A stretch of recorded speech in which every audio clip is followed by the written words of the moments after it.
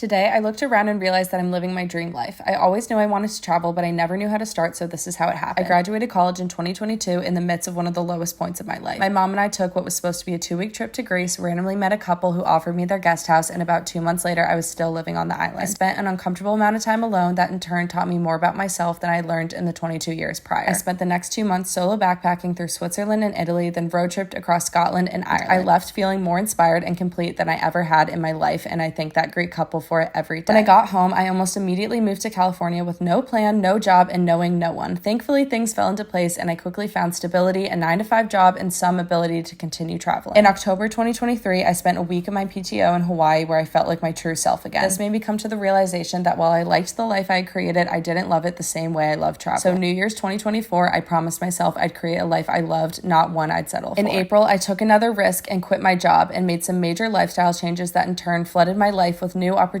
like working with brands and Airbnbs, selling my art, freelancing videography, and traveling for work. And then I did the scariest thing yet. I sold my things, moved out of my home for the last 2 years, and booked a one-way ticket to Bali to meet 3 girls I met online. I'd be lying if I told you I wasn't sad, lonely, or scared during any of these chapters of my life. But every low has been beyond worth the highs I felt while learning about the world, creating art, and discovering the life I'm truly my authentic self. So if you feel a pull for change, I will be the first to tell you that change has brought nothing but good into my life, and it is possible.